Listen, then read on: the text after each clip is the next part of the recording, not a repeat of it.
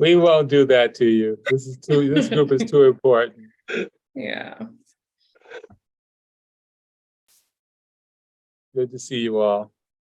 Good to see you. You too.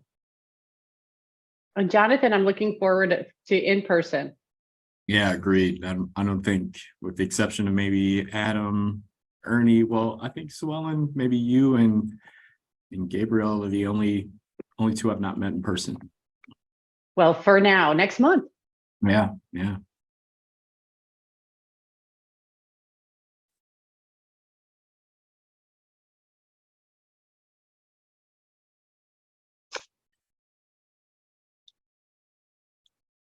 We will get started in about a minute. Did Commissioner Tolliver say he was making it today? There he Oh, is. there you are. Commissioner Tolliver. New glasses?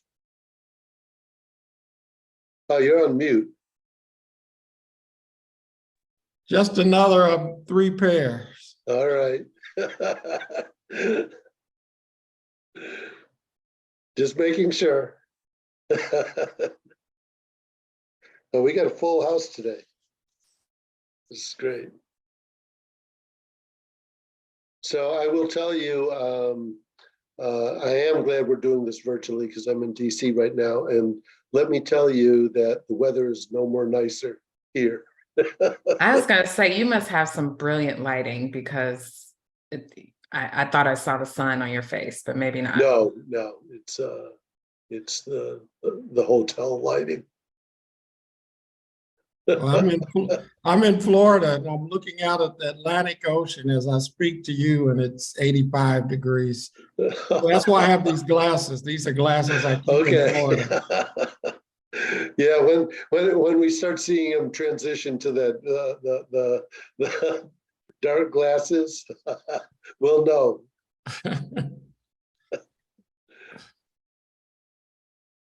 But you're very observant. I like that.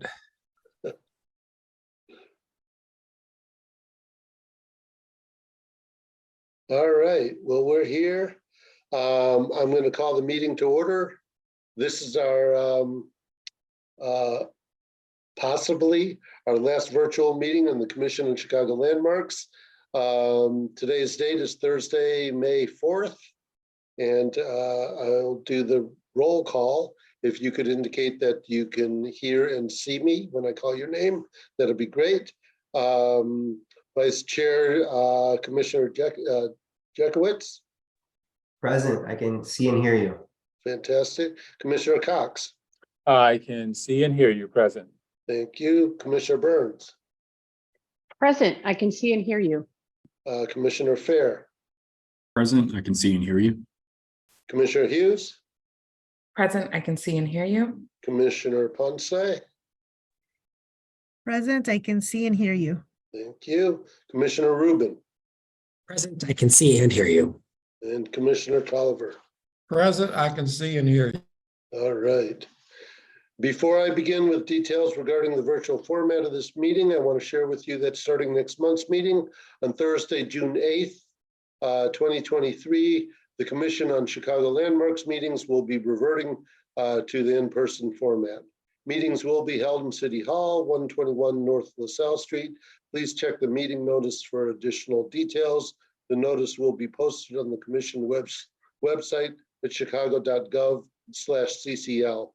We look forward to seeing you in person.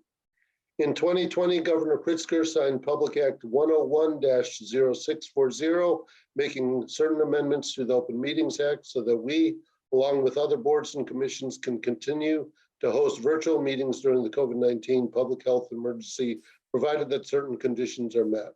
One of those conditions is that I, as the head of the Commission on Chicago Landmarks, determine that an in-person meeting of the Commission on Chicago Landmarks and its Permit Review Committee are not practical or prudent. I want to make sure our virtual meeting meets all the conditions of the Open Meetings Act as amended. Therefore, I'm making a determination pursuant to Section 7C2 of the Open Meetings Act that an in-person meeting of this Commission on Chicago Landmarks and its permit review committee is not practical or prudent.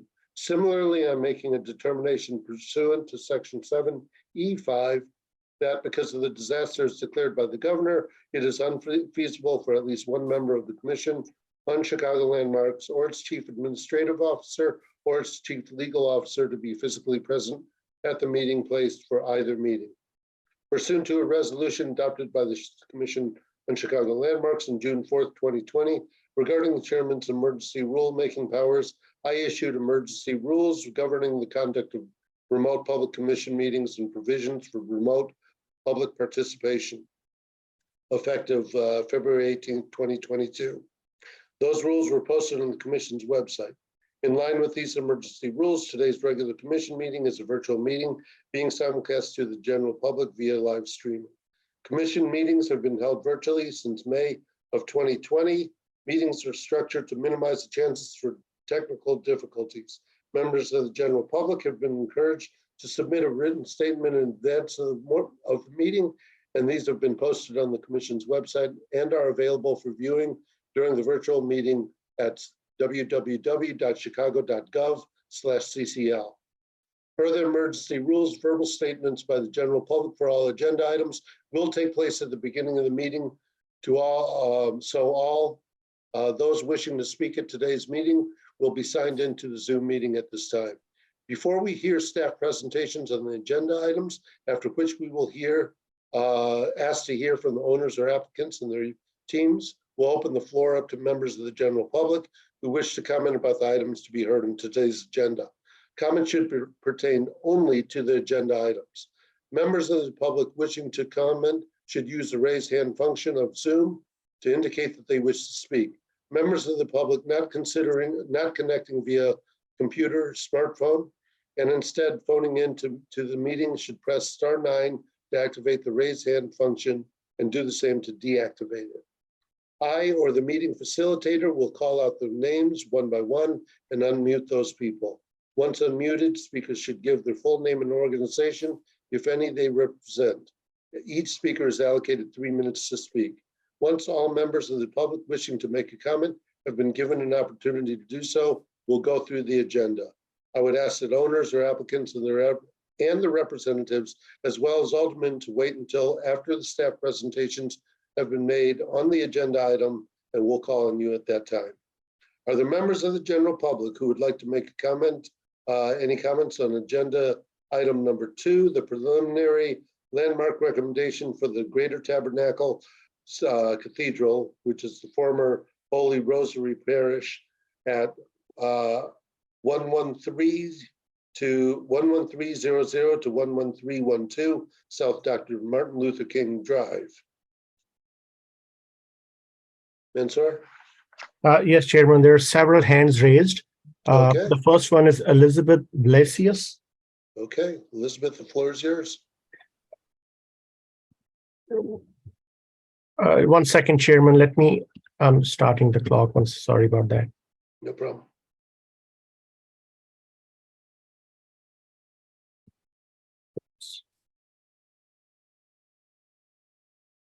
All right.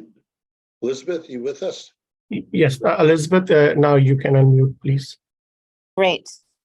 Good afternoon, Landmarks Commission members and staff. My name is Elizabeth Blasius, and I'm an architectural historian and co-founder of Preservation Futures. And I'd like to speak in favor of the proposed landmark designation for the warehouse. We've seen worldwide support for landmarking, so clearly the warehouse resonates with people. I'm not going to repeat any of the historical information on the warehouse my colleagues have already provided and spoken about. Instead, I want to use the opportunity to highlight an opportunity here at this moment in Chicago for a policy change that will provide a framework for Chicago to better understand buildings that convey LGBTQIA+ histories and Black histories, which are underrepresented in terms of our designated Chicago landmarks and also underrepresented in our Chicago Historic Resources Survey. The team that surveyed the near west side where the warehouse is located, it surveyed the area in 1984. So this was just 2 years after the warehouse closed.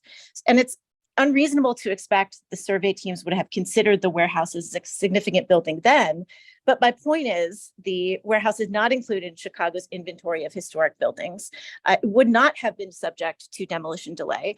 And it also, we don't have the information readily at hand in order to really understand its significance if we needed to do so very quickly. So, I hope that the absence of the warehouse and, so many other recent Chicago landmarks like the Emmett and Mamie Till Mobley home really highlights the need for Chicago to resurvey the city for historic resources. We've got stuff from the 80s, the 70s, the 60s, the 50s, the 40s that we just don't have information for. And now is the time to sort of put some effort towards resurveying the city and some real meat behind that policy change. Thank you. Thank you, Elizabeth. For the record, Elizabeth was speaking on agenda item number 3. We are currently taking comments for agenda item number 2, the Greater Tabernacle Cathedral. And if you are speaking on that, please indicate. Otherwise, if you could wait until the following item numbers are called up to make your statement. So next speaker is Mark Casello. Okay. Go. Hello, can you hear me, Chairman? We sure can. Okay, excellent. My name is Mark Casello. I'm a resident of the Pullman community in Chicago's 9th Ward. I'm also founder and president of the Pullman National Monument Preservation Society, a federally designated 501c3 corporation operating within the Pullman and Roseland communities. I'm also chair of the Department of Humanities at Calumet College of St. Joseph and a scholar in the field of public memory. I'm before you today to express our organization's enthusiastic support for the preliminary landmark recommendation of the Greater Tabernacle Cathedral, formerly known as the Holy Rosary Catholic Church Complex. Preservation Chicago's letter of support already describes the architectural significance and integrity of the structure in exquisite detail, so I'd like to speak instead on its consequential historical connections to the history of the model town of Pullman and its importance to the future economic development in the Roseland Pullman communities in Greater Chicago. The history of the structure can actually be traced back to May 21st, 1882, when Archbishop Patrick A. Feehan appointed Father John Waldron to organize an English-speaking Catholic parish in the model town of Pullman. Father Waldron had difficulty doing this because industrialist George Pullman, worried primarily about the aesthetics of his community, erected only one church as part of the town's plan. Pullman mistakenly believed that various faith traditions would pool their money to jointly lease Pullman's Greenstone Church. Instead, Father Waldron decided to hold the parish's first mass in Pullman's Market Hall in 1882. Later, he purchased 5 lots in Roseland and constructed a frame church.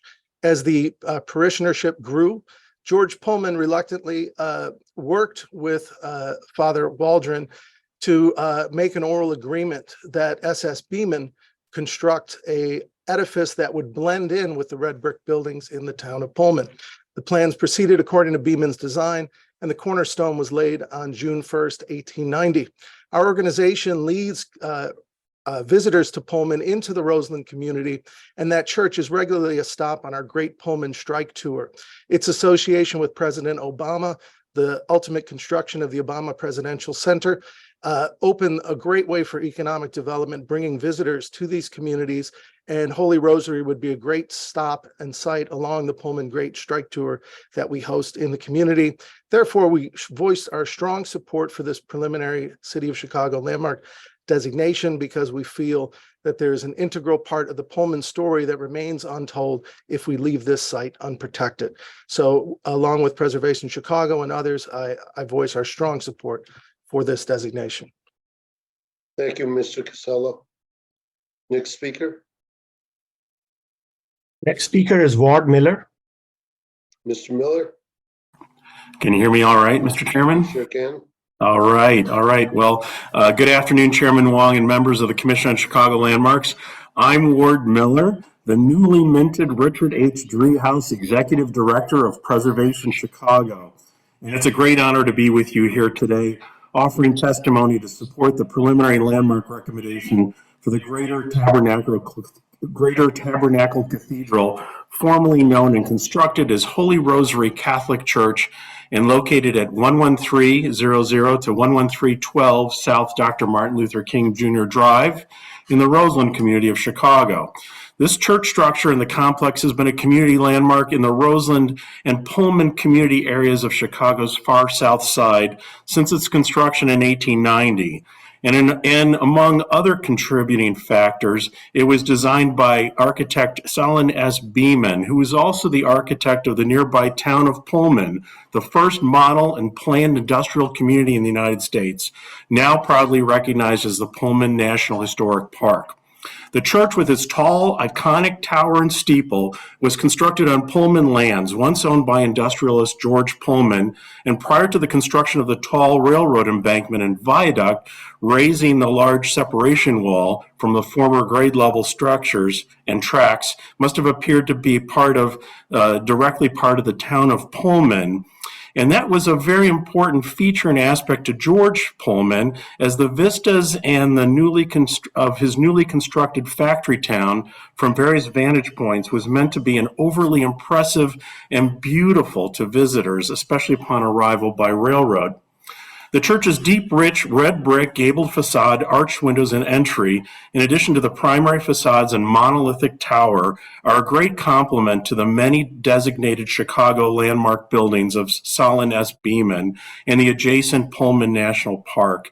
We therefore view this church and the adjoining Olmsted-designed Palmer Park, along with Elam Lutheran Church, also designed by Solon S. Beeman, along with the former Pullman Manual Training School, now Gwendolyn Brooks Academy, as an extension of the original town of Pullman, and therefore perhaps an informal extension of the Pullman National Parklands, which we hope will continue to attract many visitors in the future, noting its rich history. We also recognize President Barack Obama's great link and history as a community organizer, in his offices being housed in the former rectory of this amazing church complex. And in 2020, Preservation Chicago listed Roseland South Michigan Avenue's commercial district as one of our most endangered. And this is just a few blocks away from this amazing church and, of course, the Pullman National Monument. So we are very supportive at Preservation Chicago of this preliminary landmark recommendation. Thank you. Thank you, Mr. Miller. Next speaker. Last speaker for this item is Paul Petriitis. We have. Hello, can you hear me? We sure can. All right. My name is Paul Petriitis. I'm a Chicago historian and a homeowner in Pullman, and a neighborhood guy for the last 73 years. I still haven't changed my phone number. I'm one of those guys. I remember Holy Rosary for all the many pancake breakfasts and all the many community activities, including a massive vaccination effort that was carried out in the same building where Obama had his first offices. I'm not a parishioner, I'm not a Catholic, I'm a Lutheran. 4 generations of my Lutheran family, Swedes here, we went to the neighboring church, Elam Lutheran, also designed by Beeman. Someday maybe to be considered to be a landmark as well. But I've got to say, the Holy Rosary Church is probably the most Pullman-esque of the 3 churches that Beeman designed: the Greenstone Church, Elam Lutheran, as well as Holy Rosary. The building itself suffered a steeple fire in the 1940s, but because of the great community support and the large congregation, was able to quickly rebuild and to quickly resume its status as the mother parish for this part of the south side of Chicago. The original altar, the Irish Catholic themed altar, has been moved to Kensington. the Kensington Church. So we have deep roots with this building and this complex, the complex involving a school and other buildings. And its 113th Street corridor is going to be a significant link between the Pullman National Park and the upcoming revitalization of the historic Michigan Avenue corridor in nearby Roseland, making this implicit connection between Roseland and Pullman will be one of our big challenges in the upcoming years, both along 113th and along 111th, including the wonderful Palmer Park area, where my wife and I were married, by the way, 52 years ago. So landmark status couldn't happen to a nicer building. I'm totally in support of Holy Rosary's upcoming new status as a Chicago landmark, and I thank the commission for their work. Thank you, Mr. Petraitis. Is that No other hands raised for this item, Chairman. okay? Thank you, Mansoor. Are there members of the general public who would like to comment on agenda item number 3, the report from the Department of Planning and Development on the warehouse located at 204 to 208 South Jefferson Street? Yes, we have Rolf Achilles. Okay. Mr. Achilles?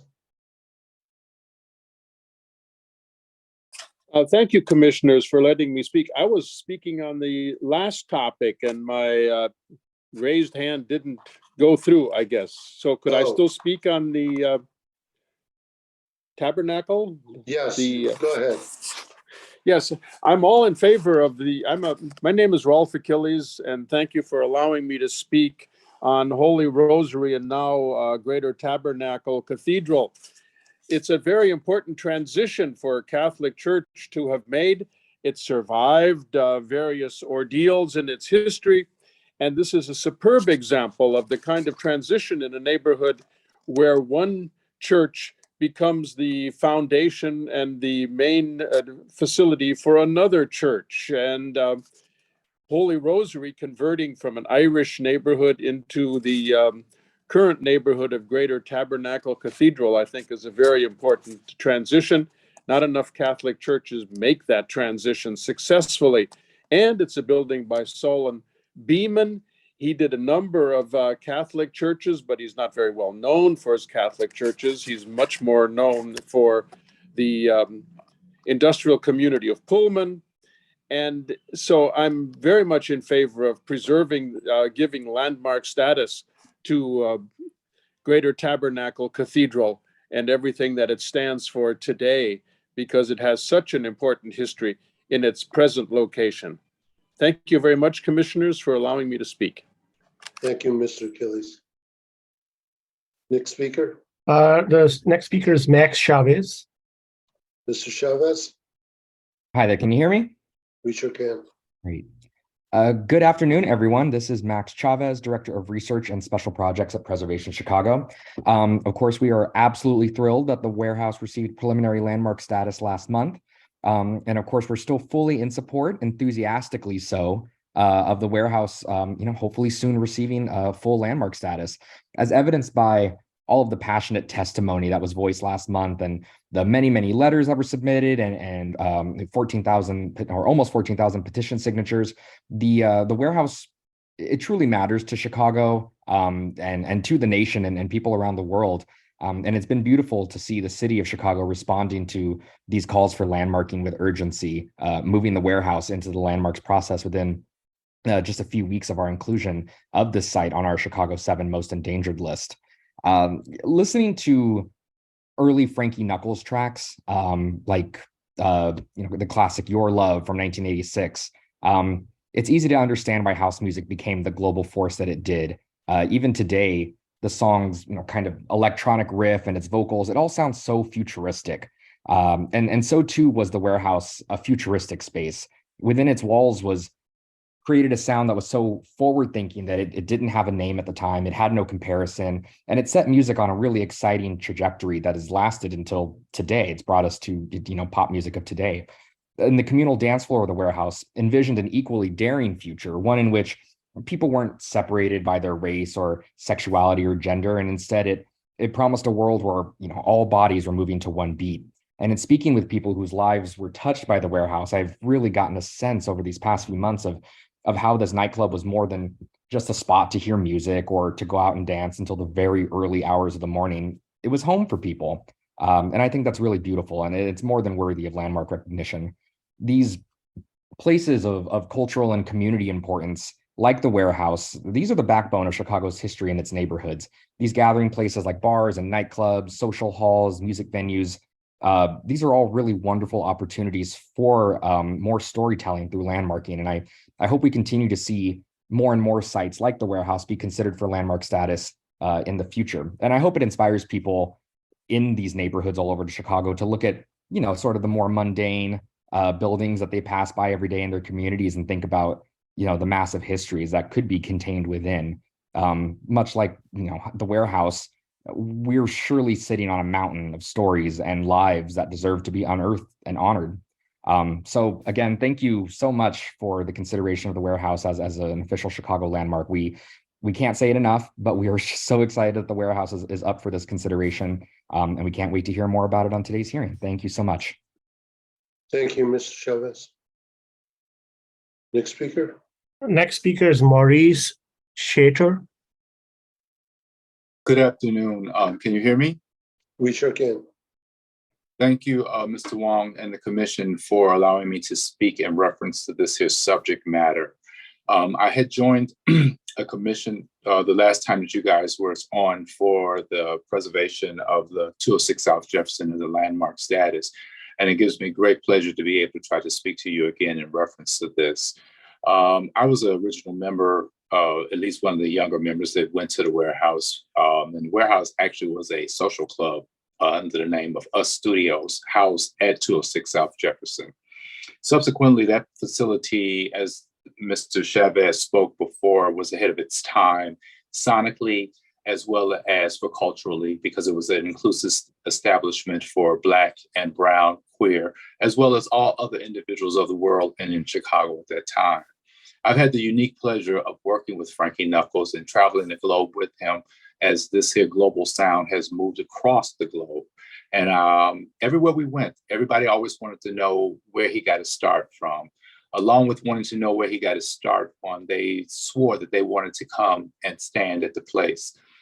If you go by there today, 206 South Jefferson still radiates an energy from those days of its actual operation. How that happens, I don't know. But I can just tell you it was a very, very special place. And I think it'll be an excellent notification for Chicago, considering it is a global musical phenomenon starting there. Secondly, that it has created a global social community, and that community wants to come and see where the beginning started at. Chicago is noted for a lot of unique music, from gospel, blues, and stuff as being a starting point. And I would like for the commission to consider this as they think about this particular style of music and the people that it represents. It's a global thing. It's not a sexual or religious or anything like that political. It just brings the whole world in a universal way together to enjoy. Thank you for giving me the opportunity to speak. Have a wonderful day. Thank you, Mr. Chater. Next speaker. Chairman, next speaker, I think it's R. William, because the person has been raising hands and lowering. R. Williams, can you please unmute?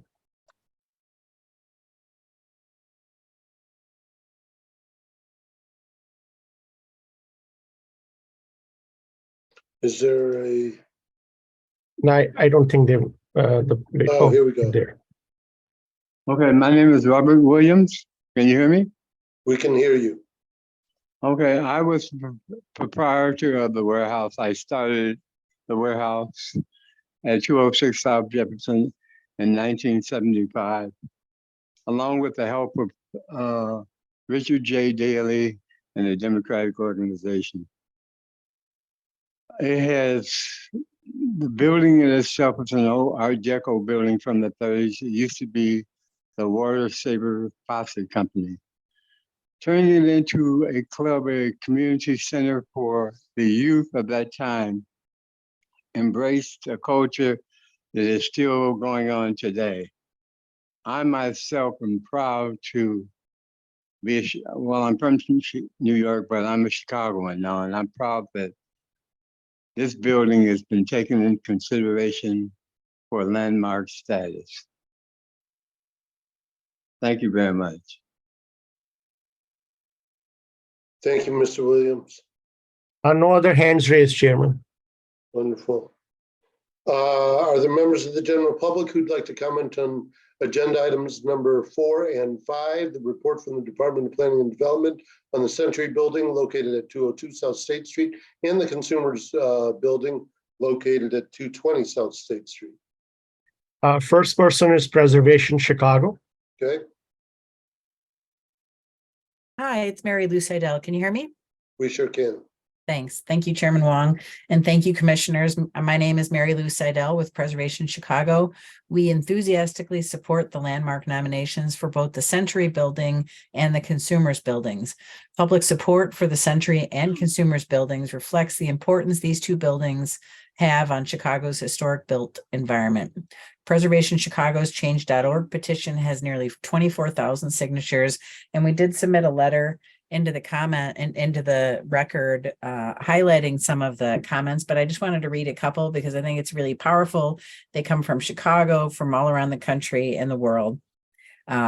Joyce from Calumet City says, I believe in preservation. It maintains history and embodies the beauty of architecture. Our cultural history lies in the beauty of our creativity. Travis from Chicago wrote about how beautiful they are as he walks past these two buildings every day on his way to the library. Thomas from Ames, Iowa talks about the cultural importance of the collection of historic architecture in Chicago is diminished every time we lose one building. And finally, I really love that we have comments from Nebraska and Washington State. The Brett from Washington State says he's a born and raised Chicago and he loves the early skyscrapers. It's the character of the city and it needs to be preserved. We are so grateful that the city of Chicago and the Commission on Chicago Landmarks has taken on this monumental and essential step toward landmarking these two buildings and keeping them as a part of the economic machine that is downtown Chicago and an experience for all Chicagoans and visitors alike. Thank you. Thank you, Mary Lou. Next speaker, Next speaker is Ward Miller. Mr. Miller. Good afternoon again, Chairman Wong and members of the Commission. I'm Ward Miller, the Richard H. Driehaus Executive Director of Preservation Chicago. We at Preservation Chicago enthusiastically support the findings of the report from the Department of Planning and Development and the Chicago Landmark recommendation for both the Century and Consumers buildings located at 202 and 220 South State Street. The Century and Consumers buildings are important contributing structures, and both are vital components of the Loop Retail National Register Historic District. They are also designed by two of Chicago's most notable architectural firms and recognized on the world stage, Halliburton Roche and Jenny Mundy and Jensen. Our designated landmark buildings in Chicago are viewed by many of us as world treasures, and the Century and Consumers buildings are among the great buildings of Chicago, which should be recognized as official Chicago landmarks. The Century and Consumers buildings designed by architects Halliburton Roche and Jenny Mundy and Jensen are the culmination of the Chicago School of Architecture in a significant period of Chicago's development, beginning in 1885 and continuing to about 1915, when the Century and Consumers buildings were both completed. They were constructed in what one would call Chicago's first golden age of architecture, spanning some 30 years to the beginnings of World War I. Many of the early technologies employed in these two seminal buildings of the Chicago School of Architecture are still a part of skyscraper and superstructure designs employed around the world today. And many of those buildings are conceived by architectural firms in Chicago.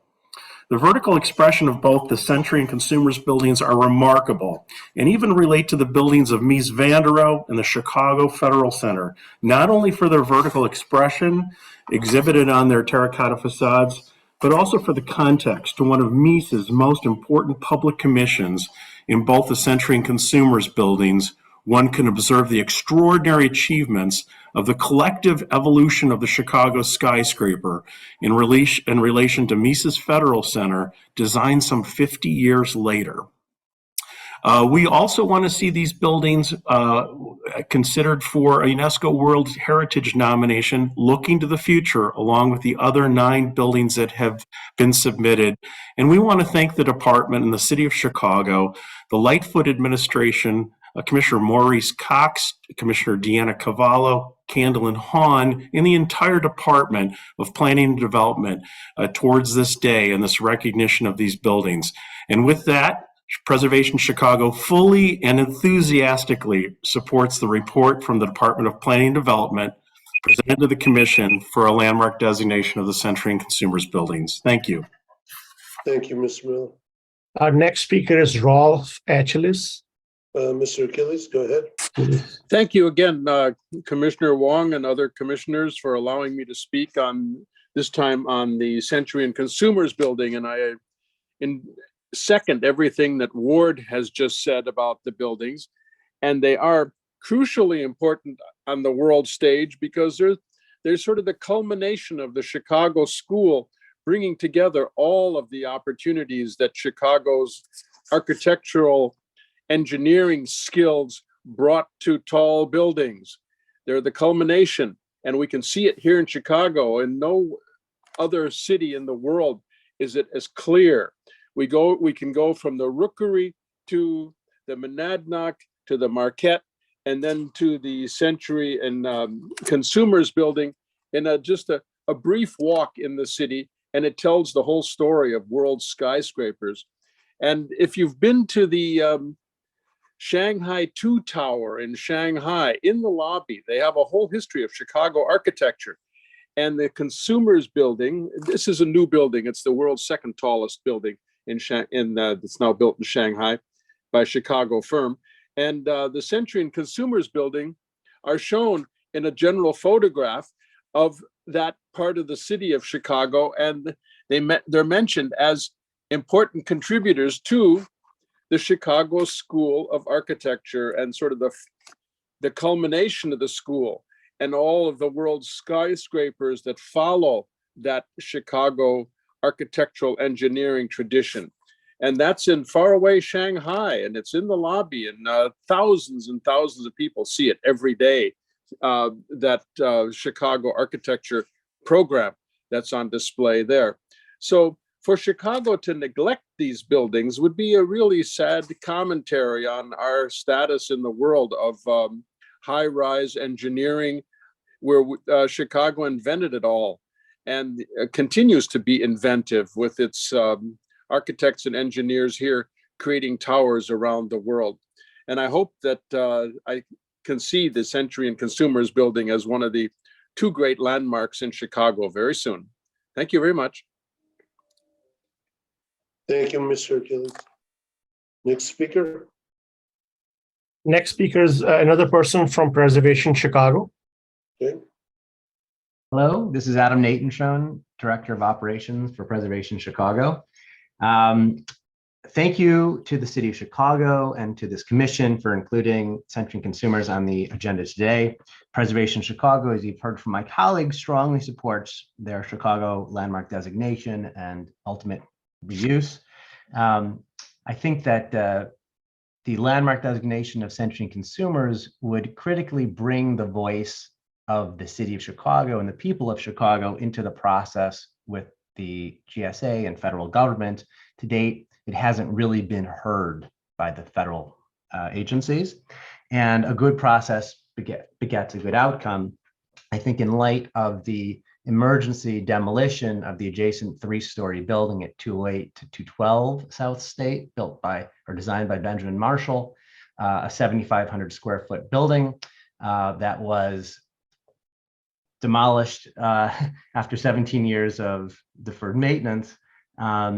It raises all sorts of interesting questions. It is worth noting that the building was approximately 7,500 square feet, and a demolition in normal circumstances would have run about $150,000 or $10 to $20 per square foot.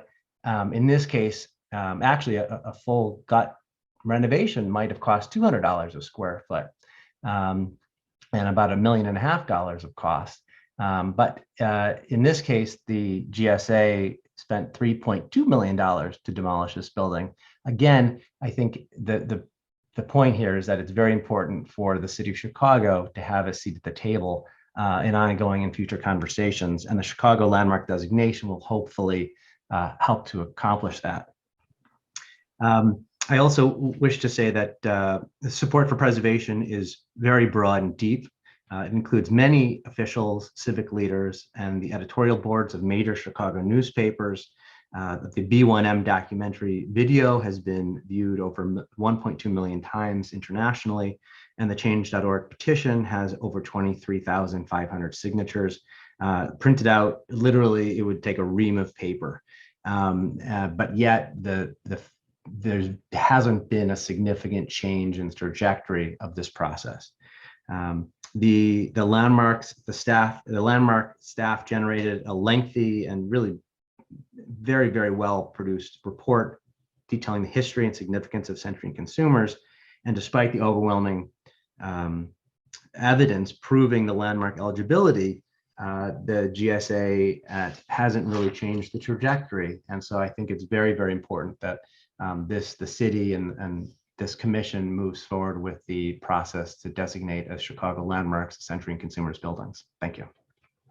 Thank you, Adam. Next speaker. Speaker is Holly Fiedler. Ms. Fiedler? Hello, can you hear me? We sure can. Thank you. Hello, my name is Holly Fiedler, and I am a board member of the Chicago Collaborative Archives Center, CCAC, and facilitator for the Franciscan Central Archives. 202 South State Street, the Century Building by Halliburton Roche, is a 16-story building completed in 1915. 220 South State Street, the Consumers Building by Jenny Monday and Jensen, was completed in 1913. William LeBaron Jenney was the father of the skyscraper. Both have steel structures and impressive terracotta surfaces. They highlight the Chicago School of Architecture and its value nationally and internationally. They are part of Chicago's architectural legacy. Ludwig Mies van der Rohe designed the Chicago Federal Center, including the Dirksen Courthouse, with the built environment in mind, including the Century and Consumers buildings. Since that acquisition by the GSA in 2005, the buildings have been deteriorating due to deferred maintenance and vacancy. The CCAC is proposing a National Archives Center as an alternative to demolition that would restore the buildings and meet the federal security needs. We are committed to creating a collaborative archive in Chicago, which offers economy of scale for its members. Demolition of these buildings would be a disservice to the history of Chicago architecture, lost to the downtown economy, and future positive endeavors. It would remove Chicago's nomination of early Chicago skyscrapers to become a UNESCO World Heritage Center. This is a very significant loss to the city for tourism, which brings money and interest to the city. The CCAC and I thank the Commission on Chicago Landmarks for their considerable review, research, and initial approval to grant the preliminary landmark of the Century and Consumers buildings and contributions of the report from the Department of Planning and Development. Your time, attention, and work builds people's awareness and understanding. Every effort helps develop the case for why these buildings are important and worth saving, which contributes to advocacy and support. Thank you. Thank you, Ms. Fiedler. Our next speaker is Malachi McCarthy. Okay. Yes, thank you for Commissioner Wong and the committee.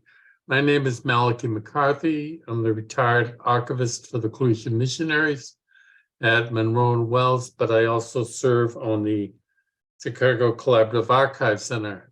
I think this is an extremely important project that will merge both the historic preservation of these two magnificent buildings with the whole thrust of getting archival centers together. I spoke about this in an earlier meeting, is that archives, because of the intensity of the work and the need for collaboration and shared resources, it is becoming very evident to many organizations that the archives should merge together and do tasks where they can reinforce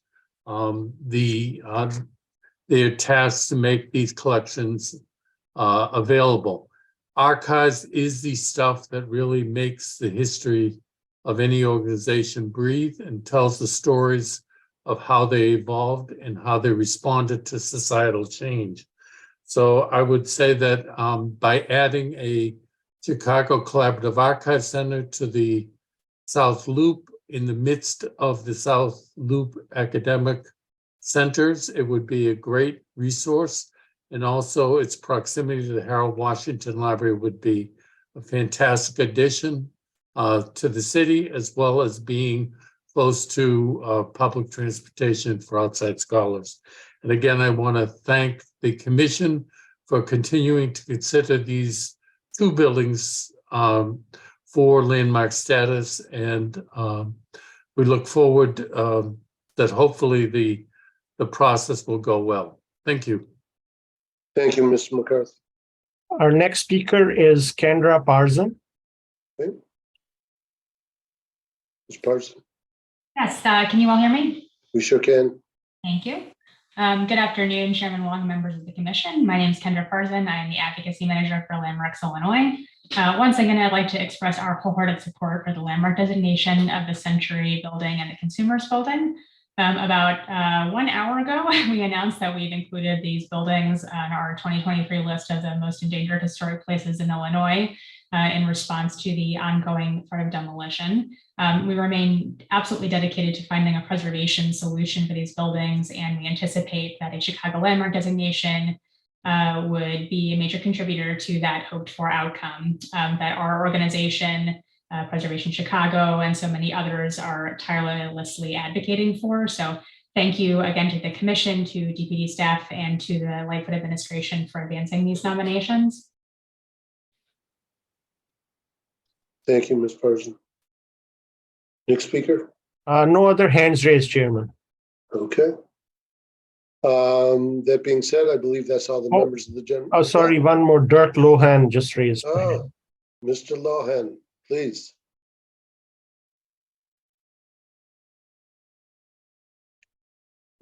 Dirk, are you there? Dirk Lohan, please unmute yourself.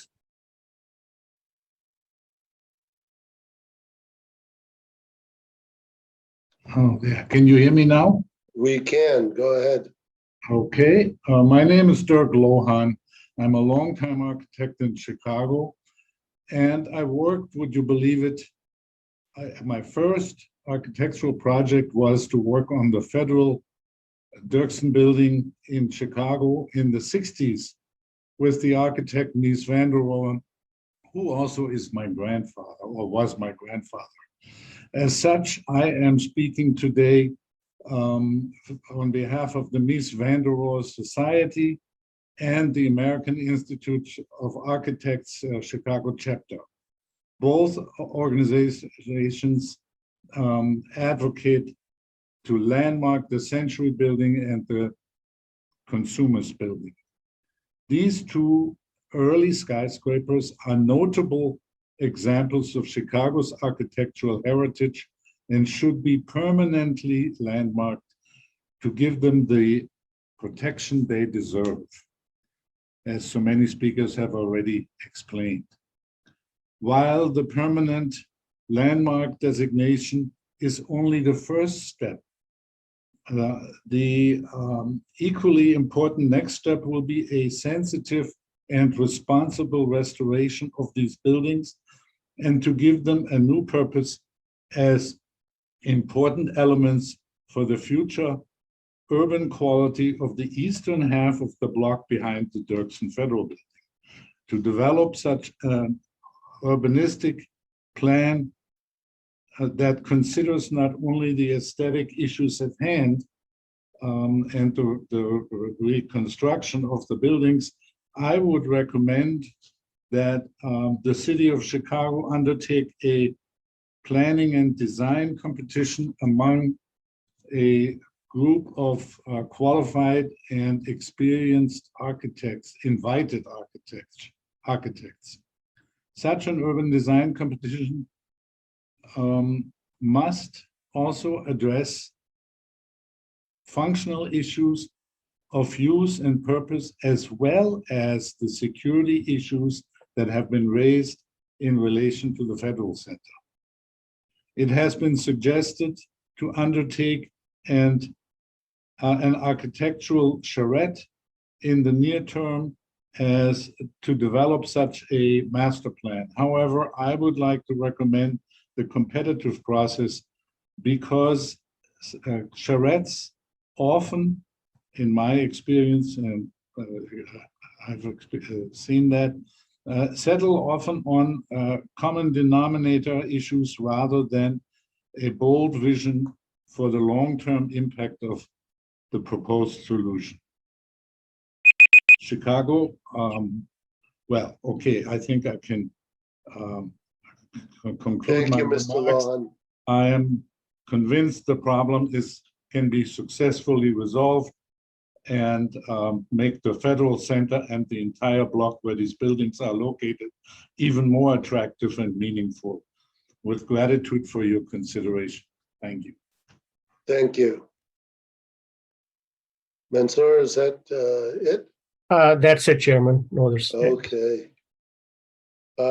Thank you very much. I believe that's all the members of the general public who have indicated that they want to speak on agenda items. Therefore, this concludes the public comment portion of the meeting. I'd like to go on to the first agenda item, which is the approval of the minutes of our previous meeting, our regular meeting of April 13th, 2023. I'd like to, those were included in your packages. I'd like to request a motion to approve those minutes. Is there a So motion? moved. Commissioner All right, Hughes. Commissioner Hughes. And a second? Second, Commissioner Burns. Okay, I'm going to do the quick roll call. Commissioner Jekowitz, Yes.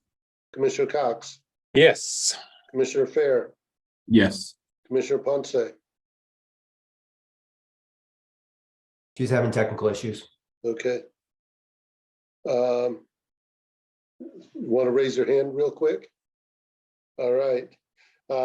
Commissioner Rubin, Yes. Commissioner Tolliver, Yes. and I am a yes as well. The minutes are approved. Thank you.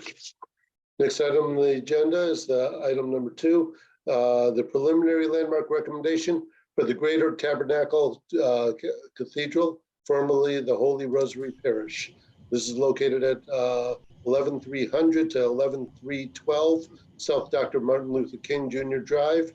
And this is in the 9th Ward. Dan Kleiber, this is your shot. Can you hear me okay? We sure can. Thank you. Good afternoon, Commissioners. For your consideration today is a preliminary landmark recommendation for Greater Tabernacle Cathedral, former Holy Rosary Parish, located on the far south side of Chicago. It should be noted that this proposed designation was initiated directly by the members of Greater Tabernacle Cathedral, who made a suggestion for landmark designation through the Commission's Program Committee in 2022. For orientation, Greater Tabernacle Cathedral is located at the southwest corner of South Dr. Martin Luther King Jr. Drive and East 113th Street in the Roseland community area, just outside of Pullman in the 9th Ward. The designation, as outlined in red, consists of the former Holy Rosary Church building located at 11300 South King Drive, represented by the red star, and the former rectory building connected to it, represented by the blue star, located just to the west at 351 East 113th Street. Staff recommends that the Greater Tabernacle Cathedral meets 4 criteria for Chicago landmark designation, including criterion 1 for heritage. For a little background, the settlement of Roseland was founded by Dutch immigrants who came to the United States in waves as early as 1839, driven by the desire for agricultural pursuits and to maintain their social structures and religious freedom. In Chicago, the first Dutch immigrants purchased land along the Calumet River in 1846. These early settlements took root around the Reformed Church and family-owned truck farms that cultivated produce for delivery by wagons to local markets. Meanwhile, by 1880, if we could go back one, just to the east of Roseland, George Pullman, through his land association, purchased 4,000 acres for the establishment of the Pullman Car Works and company town of Pullman. This event would forever link the communities of Pullman and Roseland socially and economically. Tracing its origins to about that same time, in 1882, Holy Rosary Catholic Church was the first English-speaking Catholic parish in the area. At the beginning, the establishment of the parish was difficult, as George Pullman refused to sell any land for the construction of the parish and instead sought to force all denominations into Greenstone Church in the middle of his company town. However, by 1890, the current church building that we see today was completed for the then largely Irish population in the area. Next slide, please. In the first decades of the 20th century, the Holy Rosary Parish flourished, counting hundreds and hundreds of member families. By 1916, the parish celebrated being free of its debt, too. However, on March 4th, 1937, a fire devastated the church as it swept through the interior, destroying everything except the bell tower and exterior walls of the structure. All of the artwork completed by John Anton Mallon was destroyed, and the interior was reconstructed over the following year.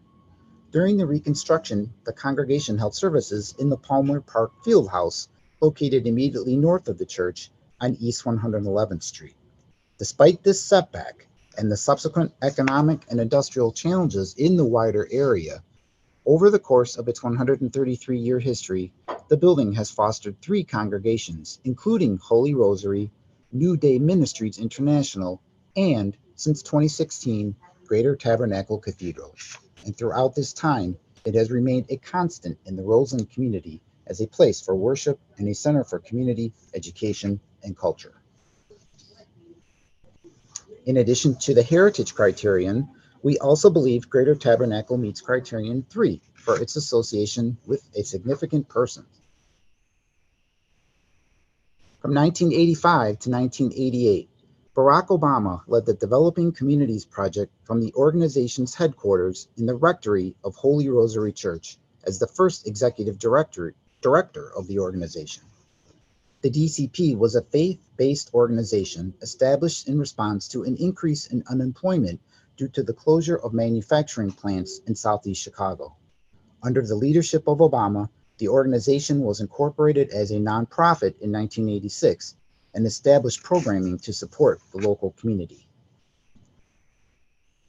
According to the Obama Foundation, the years former President Obama spent working as a community organizer on the South Side were the best education I ever had, he recalls. As the executive director of the Developing Communities Project, Obama helped set up a job training program, a college prep tutoring program, and a tenants' rights organization in the Altgeld Gardens housing project. In addition to heritage and a significant person, we believe that Greater Tabernacle meets criterion 4 for architecture. The design for the former Holy Rosary Church by Solon S. Beeman is monumental yet restrained. The Romanesque revival edifice features limited architectural ornamentation and instead the exterior is dominated by projecting cross-gable roof forms, monumental arched windows, the juxtaposition in color, texture, and materiality between the bright red brick exterior and heavily rough-hewn Joliet limestone base, and a commanding 85-foot tall bell tower. Later alterations include the stained glass windows pictured at the upper right.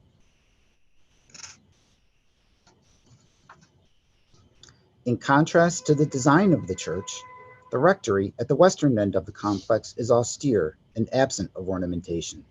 The building is rectangular in plan and 2 stories in height, crowned by a cascading hipped roof accentuated with prominent gabled dormers at the primary north and west facades and shed dormers at the south and east facades. The gable dormers break the face of the hipped roof line at the center of each facade. The exterior is clad in dark brown brick.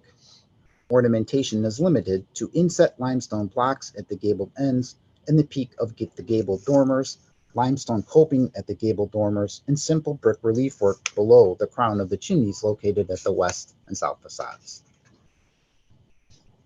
We also believe that Greater Tabernacle meets criterion 5 as the work of a significant architect. Solon S. Beeman is one of Chicago's most renowned late 19th century and early 20th century architects. Beeman designed over 1,300 buildings in the company town of Pullman alone, including the Greenstone Church, Hotel Florence, Market Square, and many, many others. In addition to his work in Pullman, Beeman completed multiple Christian Science church buildings, as well as the Blackstone Library, the Fine Arts Building, and the Griffiths Burroughs House, all Chicago landmarks. In addition to the landmark criteria, we recommend that Greater Tabernacle also meets the separate integrity criterion. As the Greater Tabernacle Cathedral complex stands today, it clearly retains the historic architectural and aesthetic integrity as when the church was completed in 1890 and the rectory in circa 1897 to 1911 for the Holy Rosary Parish. Alterations and maintenance over time have been sympathetic and have preserved the integrity of the complex over the last 133 years. Staff recommends that the period of significance of the church building be 1890, the year of its completion. With this in mind, staff has evaluated later changes to the exterior, which appear to be from the 1960s. As you can see here, the narthex of the church was updated with new interior finishes and new windows and mosaic tiles added to windows above the entrance.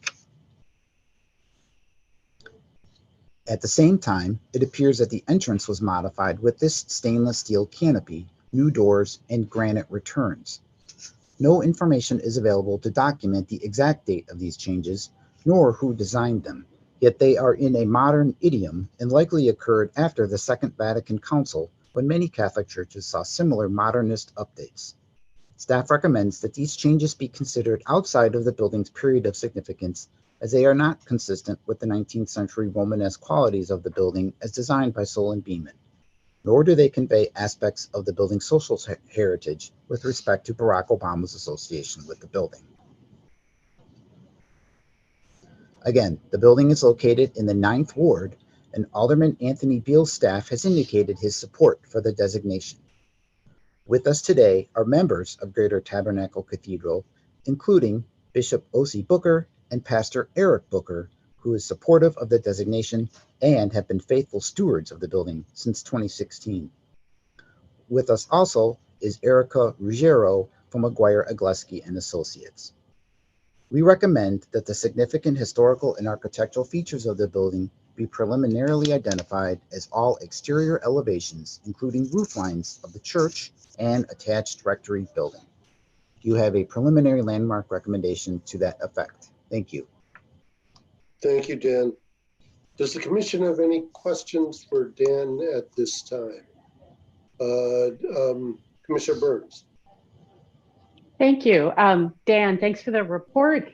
I have a question that is not related to the landmark status, but please indulge me. It's just yes, no. I'm curious if you know, Dan, whether or not DCP still exists. It was written about in the report in the past tense, and it's been about 5 years since I've been to the office was on 95th Street in the last decade or so. It does still exist in a successor organization. What the exact name of that organization is, I don't know. But yes, some of its functions have carried on in a new organization. So it's now no longer under the name Developing Communities Project? Correct. Okay, that makes sense. Thank you. Thank you. Are there any questions, further questions of Dan at this time? If there are none, Bishop Booker, is there anything you'd like to say, or your team? Yes, sir, we're here. Fantastic. Go ahead, the floor is yours, sir.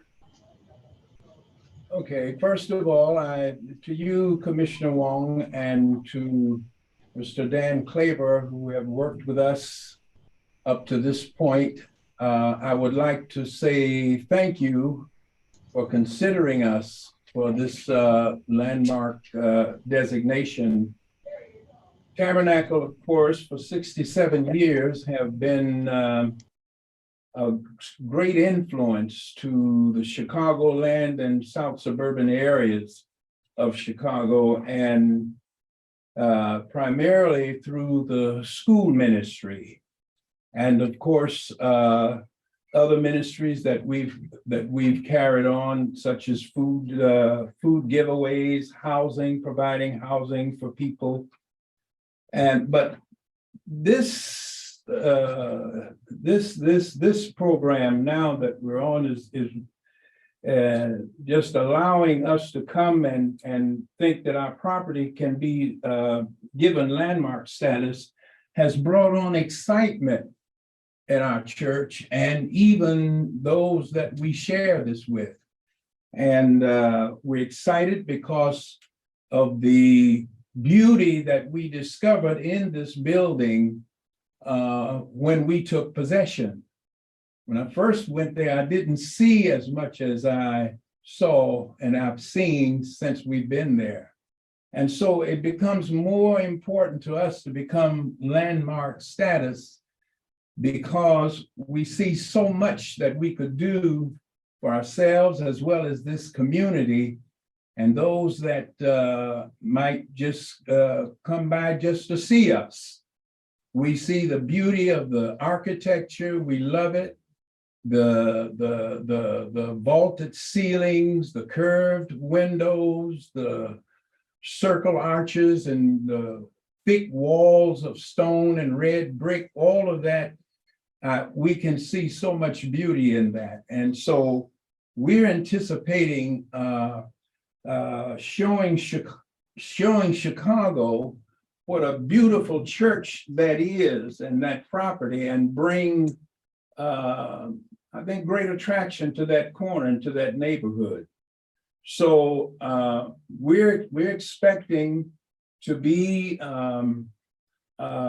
granted the landmark designation, but we have a lot of work to do, and we've done a lot of it.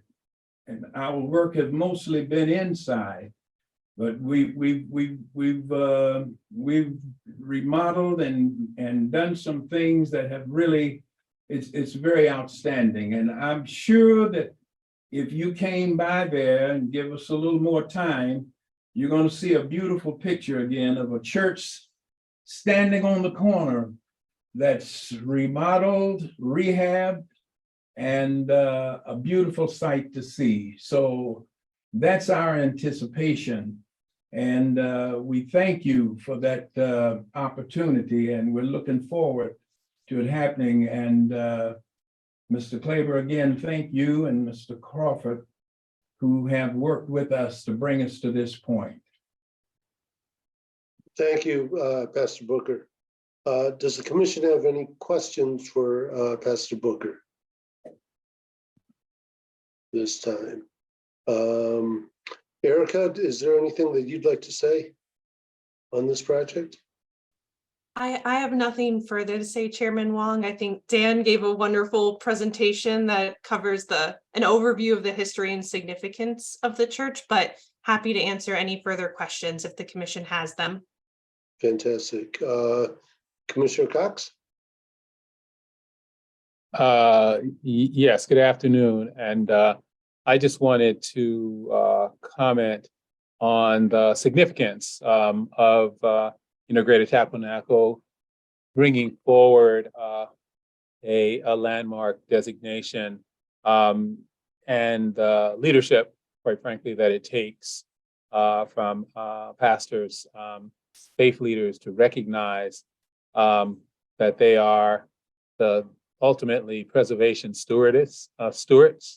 A lot of times, I think, as you described, Pastor, you intuitively are attracted to these edifices and for how they communicate with your congregation. And then all of a sudden you find that you're a preservationist and you are now responsible for its ongoing maintenance and preservation. So we just thank you for seeing that, or realizing that you are indeed a preservationist. And that this building deserves to be passed on to the next generations.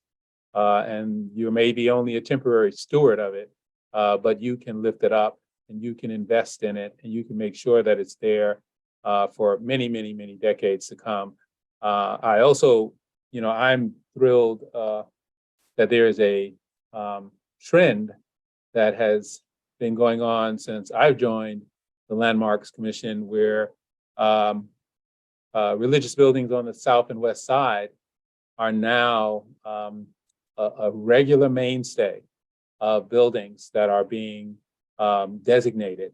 And it comes with an acknowledgement, I think, that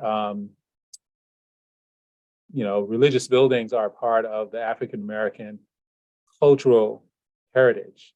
And your particular church, again, I think I learned a little something new because of this process in terms of how much President Obama's life and career is interwound with the story of your church. And I think that because of this process you're going through, more people are going to know that history. And I think that's something else that you're doing that we are very pleased about. And then I hope that this is really just the beginning of you taking full advantage of the resources that will be made available to you, because you will be a landmark, and that is the Adopt a Landmark program. So I think all those resources help in the work you've decided to take on. And so again, I'm just pleased to see faith leaders taking the lead in the preservation movement on the south and west side. This building is certainly worthy, and I just commend you for your leadership. Thank you, Commissioner Cox. Commissioner Hughes. Hi, yes, I agree with Commissioner Cox's comments, and I too commend this team for the effort that has went into bringing this forward and landmarking this property. Churches are, I think, a really important, and not just churches, but all religious structures are a really important sort of anchor in our communities, and specifically in Black and Brown communities throughout our country. And so to see this one come in, this one's such a beautiful property. I pass by it often. Up for designation is bringing a lot of joy to my heart. So congratulations, guys. Thank you, Commissioner Hughes. Does anybody else have any questions? I had a real quick question, probably for Erica, regarding the building and the bell tower. One of the things that I noticed, which seemed very unique to me, was really these vertical windows that were ingrained in the bell tower. Could you talk a little bit about that? the narrow windows and the, Yes. yeah, so there, I mean, it's very interesting because also if you look at the Greenstone Church, there's a lot of similarities between the design of Holy Rosary and Greenstone Church, specifically at the bell tower. But here, Beeman designed these amazing, 3-4 story compounded arch openings that are then highlighted by these are actually original stained glass windows in the bell tower windows. And then the steeple, which is the very steeply pitched hipped roof structure, is then further accentuated by the vents that kind of mimic the overall shape. And then it's all crowned with beautiful brick corbelling. So it's really interesting to see not only this steeple compared to Greenstone and how Beeman designed both of them, but then also the bell tower is I think probably one of the most original pieces beyond the rest of the exterior because it has the original stained glass windows, which was also really interesting to see the juxtaposition between the simpler mid-20th century stained glass windows and the original 19th century windows as well. Thank you. Really appreciate that. Any other questions? Yeah. If not, I'm sorry. Go ahead. Chairman, I'm Commissioner sorry. Cox, sorry about I had that. another question having to do with some of the images that Matt showed that showed President Obama in the context of some space in the church site. And I don't know. The young President Obama. the young, president to be.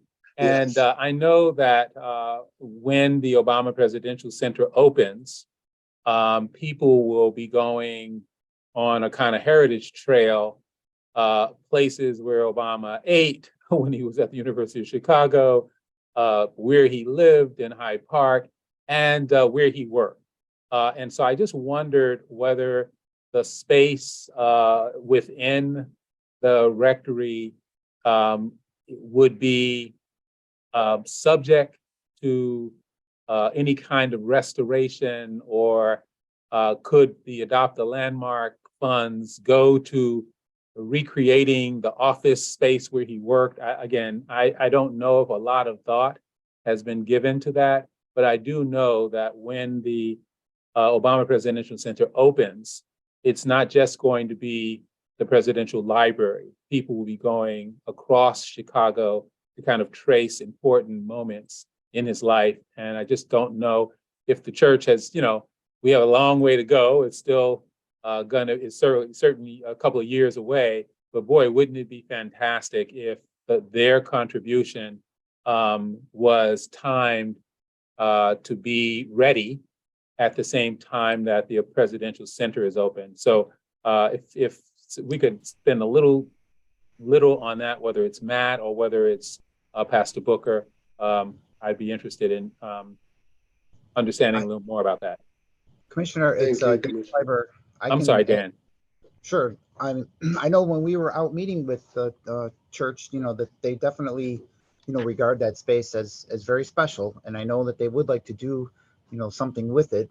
Certainly for Adopt a Landmark, if it were something that could be, open to the public, in theory, it could be something that would be eligible for Adopt a Landmark, funding.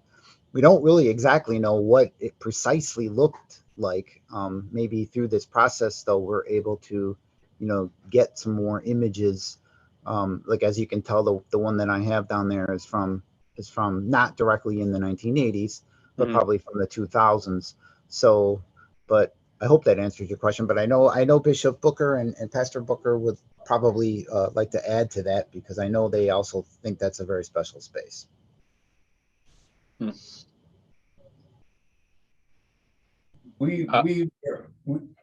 I to leave? Oh, okay. Certainly, we were surprised when we got the property, and the lady that showed us around told us about that. And all the more, I think that place should be a landmark.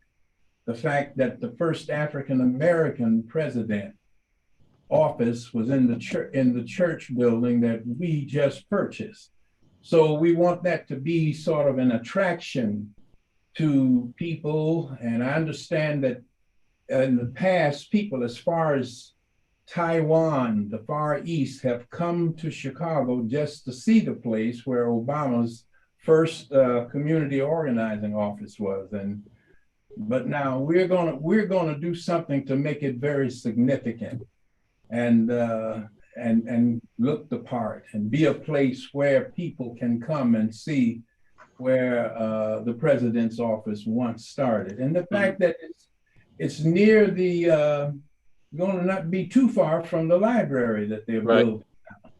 So we got a lot of reasons for wanting to really get into this and make it a site to be seen by anybody, visitors coming into the city and what have you. Mm-hmm. Well, we will. You've already given compliments to Dan Kleiber about the work, and we will have also kind of cultural services available. So we'd be happy to work on that with you, continue this partnership. And thank you so much for your willingness to explore that with us. Yes, sir. Yes, sir. All right. Well, thank you very much. I'll email you my phone number. Okay. All right. So Commissioner Cox, I hope you aren't suggesting that we landmark Valois Sea food as well. All right. Is there a motion to adopt the preliminary landmark recommendation for the Greater Tabernacle Cathedral? So moved, Commissioner Burns. Seconded, Commissioner Fair. Second by Commissioner Fair. Do the quick roll call here. Commissioner Jekowitz? Yes. Commissioner Cox? Yes. Commissioner Hughes? Enthusiastically, yes. Commissioner Ponce? Absolutely, yes. Commissioner Rubin? Yes. Commissioner Tulliver? Yes. And I am a yes. The motion carries unanimously. Wonderful project and good luck to you. Congratulations. The next item on the agenda is the report from the Department of Planning and Development on the warehouse located at 204 to 208 South Jefferson Street. And Commissioner Cox, this is yours. Yep. Oh, geez, one moment.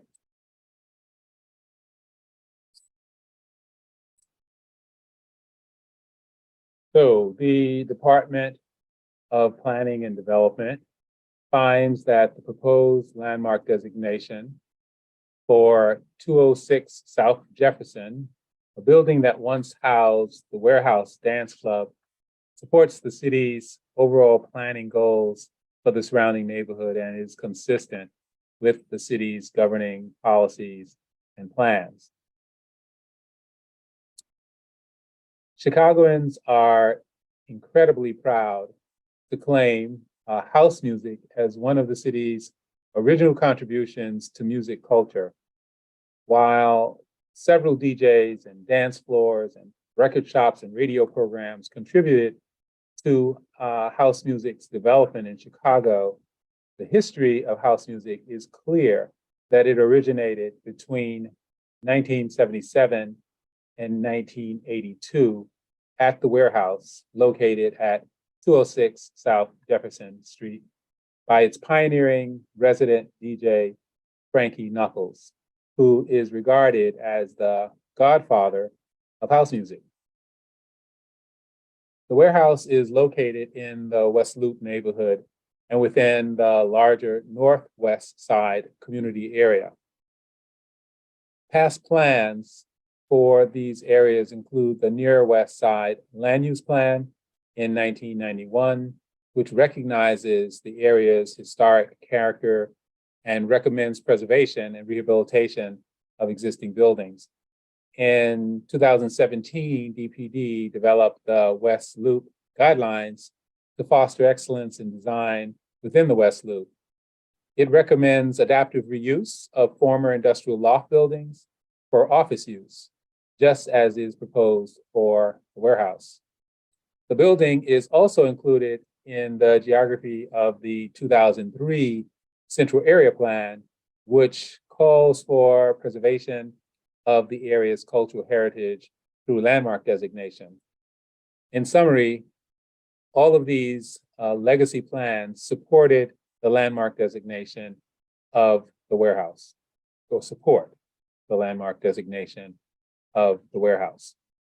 More recently, the department has embarked on We Will Chicago, a citywide planning initiative which was adopted by the Plan Commission this year. One pillar of We Will is arts and culture.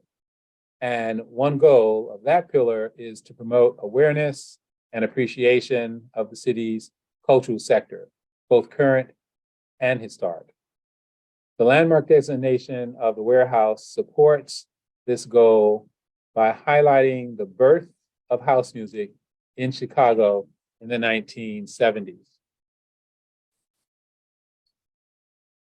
There, throughout the city, DPD is committed to design excellence, which includes strengthening the culture of our communities.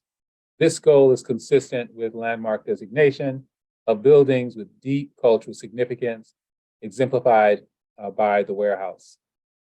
That concludes my presentation. Thank you, Commissioner Cox. Does the commission have any questions for Commissioner Cox this time? Having none, we understand that are the owners here? Mr. Kamiansky? They were here the last time. Okay. If not, and there are no more questions, I'd like to request a motion to accept the department's report for the warehouse and take the next step in the designation process to request consent from the property owner. Is there a motion? So moved. Okay, Commissioner Jakowicz, Seconded. second by, Sorry, Commissioner Hughes. Commissioner Hughes, sorry about that. Great. Do the roll call. Commissioner Cox? Yes. Commissioner Burns? Yes, please. Commissioner Fair? Yes. Commissioner Ponce? Yes. Commissioner Rubin? Yes. Commissioner Tulliver? Yes. And I am a yes as well. The motion carries unanimously. Thank you very much. Next is the report from the Department of Planning and Development on the Century building located at 202 South State Street. And we are also going to do the Consumers Building at 220 South State Street because of the proximity of them being together. And Commissioner Cox, I think you're doing this one as well. Okay. Thank you. The Department of Planning and Development finds that the proposed landmark designation of the Century Building at 202 South State Street and the Consumers Building at 220 South State Street supports the city's overall planning goals for the surrounding Loop community area and the central planning region, and is consistent with the city's governing policies and plans. The Century Building is located on the southwest corner of State and Adams. The Consumers Building is located half a block south of the west side of State Street. The structures are zoned DX16 and are currently in the 42nd Ward, but will become a part of the new 34th Ward effective May 15th. Both are contributing buildings in the National Register Loop Retail Historic District. The 16-story Century Building, completed in 1916, was a commercial investment property designed by Holabird and Roche, one of Chicago's most prestigious and successful architecture firms. The building facing elevations were clad in cream white terracotta, one of the preferred schemes for State Street employed by Holabird and Roche and other architects of the Chicago School of Architecture, whose experiments with new technologies and materials helped to make buildings taller, floor spaces more open, and exterior walls lighter. The Century Building is also an example of a tall shops building, a variation on the speculative office building, which functioned as an indoor mall where customers moved from floor to floor as they shopped for goods and services. The 21-story Consumers Building was constructed between 1911 and 1913 as a professional office building with retail on the lowest levels and office space above, with windows on every elevation to maximize desirable square footage that could be subdivided to suit the needs of a variety of tenants. With classical revival decoration, it was designed in the commercial style and embodied fundamental components of the Chicago School of Architecture. The structure's frame is expressed by thin vertical piers and narrow recessed spandrels, which allow a significant portion of the facade to be utilized for window openings. Interior floor plans are relatively open with a minimum of columns. The frame is clad with white terracotta.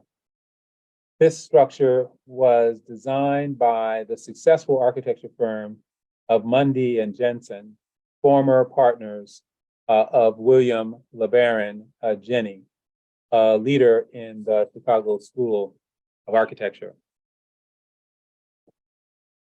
In 2003, the Central Area Plan was the first downtown plan produced by the city since 1958 and detailed the potential for growth of the central area over the next 2 decades.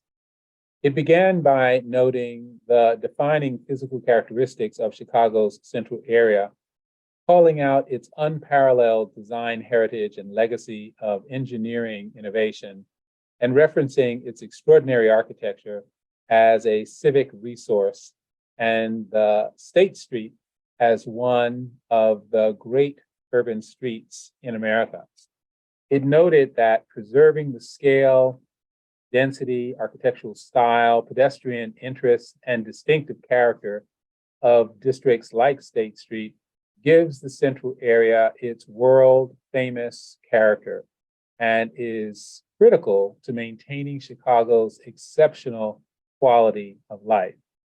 The plan cited the Chicago School of Architecture and the city's status as home to the first high-rise and mixed-use high-rise, and added that ordinances must continue to respect and preserve its great historic architecture. One of 3 guiding themes in the plan was a development framework for directing growth in the central area. An underlying principle of this theme was to preserve and strengthen the central area's world-renowned architectural and cultural heritage. Key recommendations under this were: 1, protect and preserve the most significant historic buildings and districts through landmark designation and economic incentives. Protect the currently designated landmark buildings and districts in the central area, and continue to designate the central area's most important landmark buildings and districts.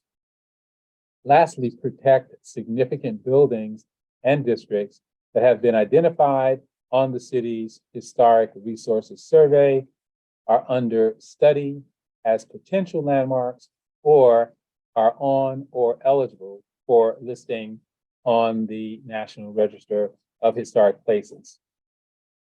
These recommendations would allow the city to take maximum advantage of its living museum of architecture that is known worldwide. And the plan acknowledged that Chicago's landmarks give form and texture to the central area and connect people to the achievements of past generations.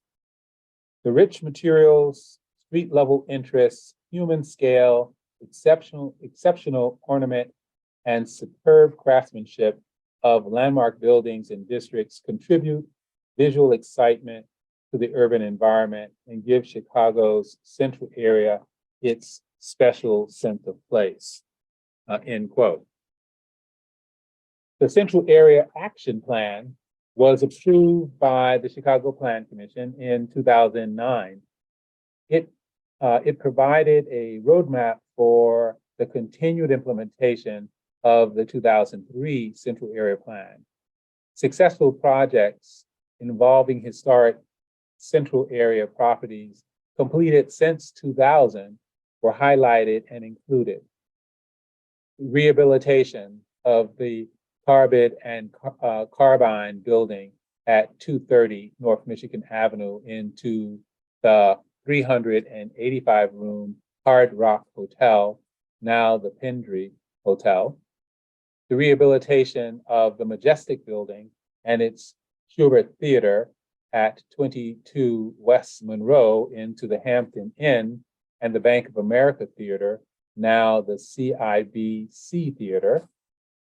Creation of student housing for the School of the Art Institute and the Gene Seskin Film Center at 162 North State Street.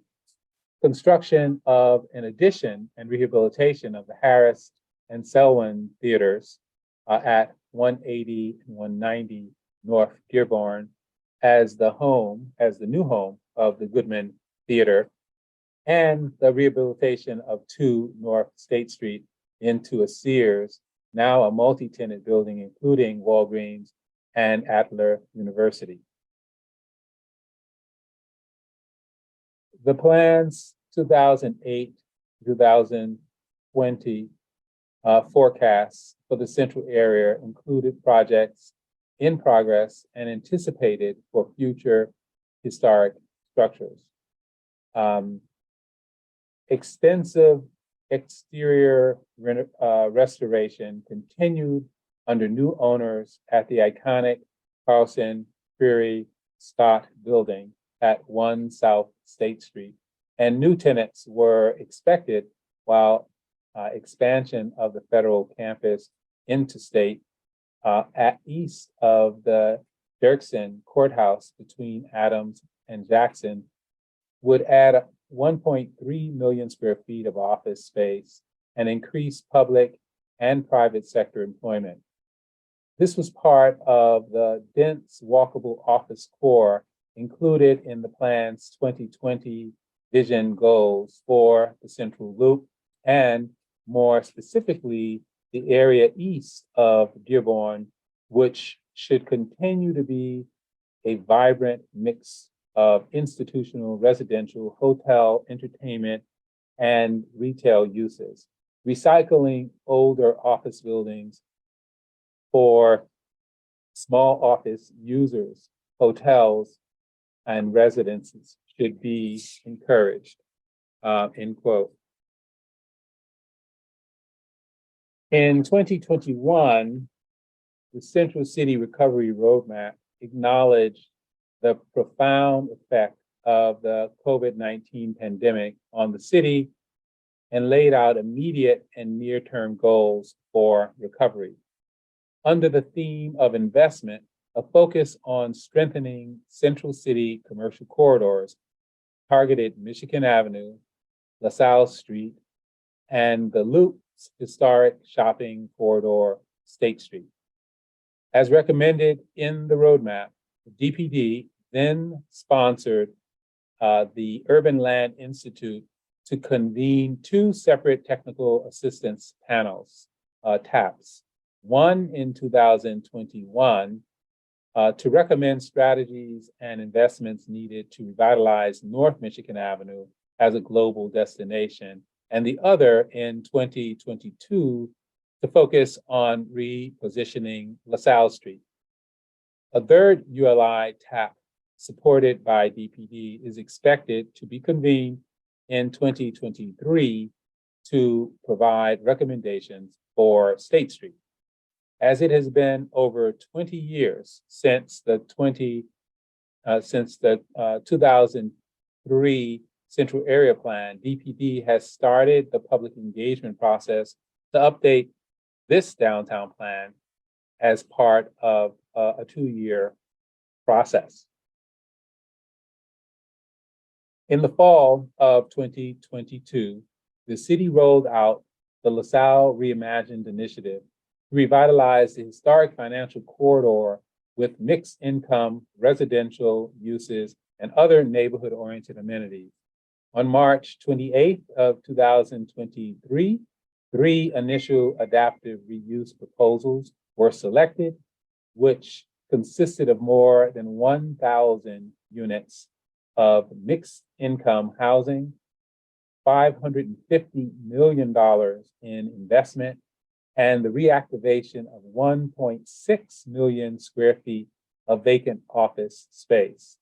The LaSalle Reimagined initiative is another example of public-private partnership facilitating the rehabilitation and reactivation of downtown's significant historic office structures.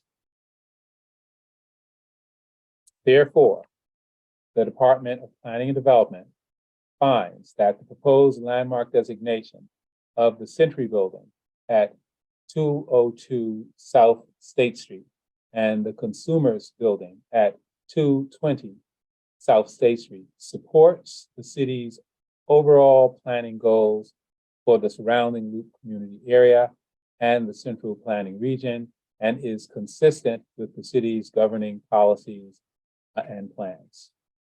That ends my presentation. Thank you, Commissioner Cox. Does the commission have any questions for Commissioner Cox at this time? Commissioner Fair. Just a question. We heard from a few times from the staff at Preservation Chicago just about the potential for the UNESCO World Heritage Site, and just was curious of, hearing from the city's perspective and, just some of the planning efforts that are underway, some of the additional benefits that may overlap between that recognition and just the general planning for this area. I am going to ask Diana Cavallo if she would like to address the question. Hello, commissioners.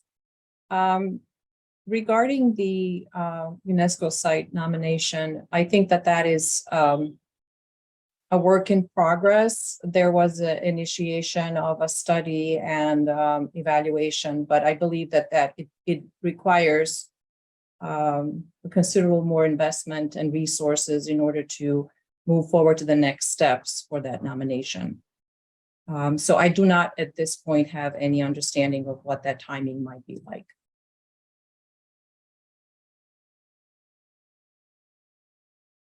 Commissioner Fair, you good? Yep, thank you. Thank you. I don't know whether there is any, Chief Judge Pallmeyer is available or any of her representatives. I'd like to offer that up if they are here and want to make a statement. This is Candlin Hahn of staff. I believe Chief Judge Pallmeyer was here earlier, but looks like she had to leave. That's too bad. Okay. Thank you, Candlin. That being said, I'd like to request a motion to accept the department's report for the Century and Consumers Building and take the next step in the designation process to request consent from the property owner. Is there a motion? So moved, Commissioner Hughes. Commissioner Rubin moved it. I'm sorry, who second? Me, Commissioner Hughes. Commissioner Hughes, thank you. Do the vote. Commissioner Jackowitz, Yes, absolutely. Commissioner Cox, Yes. Commissioner Burns.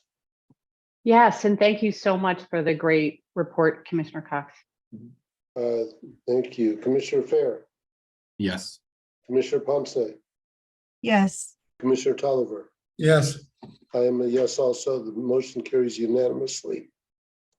And let the record show. Yep, that it was passed unanimously. The Permit Review Committee reports, and I'll call on Commissioner Jackowitz for that. Thank you, Chairman. All right.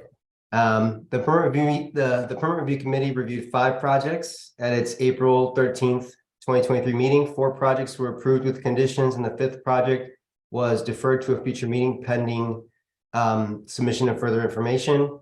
The report summarizing the scope of the proposed projects and the committee's decision was included in your packets. This report is for your information and for the record. Thank you, Commissioner Jackowitz. Emily? Yes, thank you, Chairman.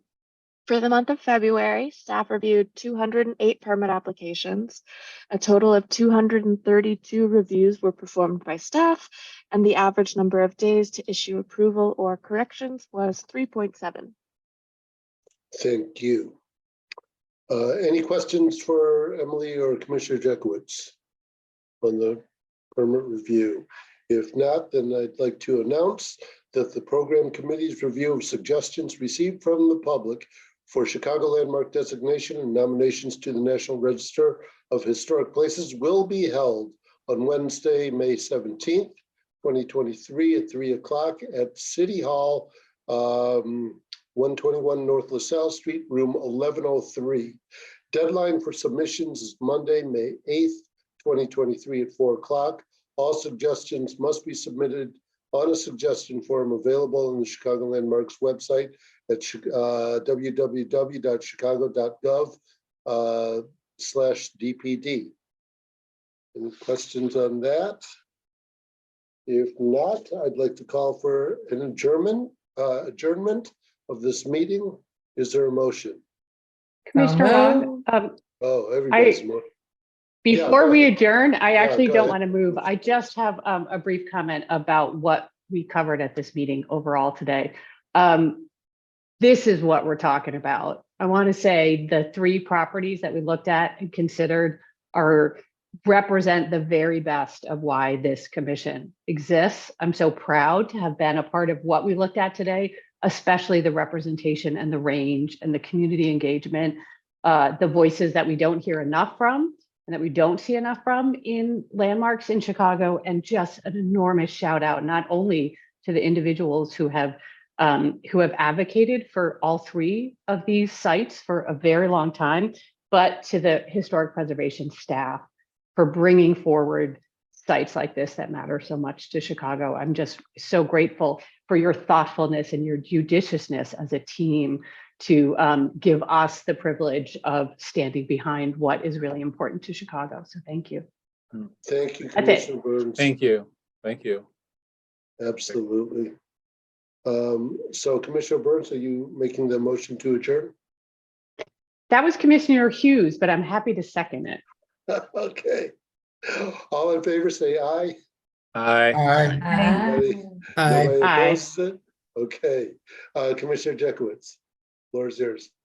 Yes, Permit Review Committee will begin at 2:42, 10-minute break. Fantastic. Thank you Thank all. you, everybody. We'll see Bye-bye. you soon.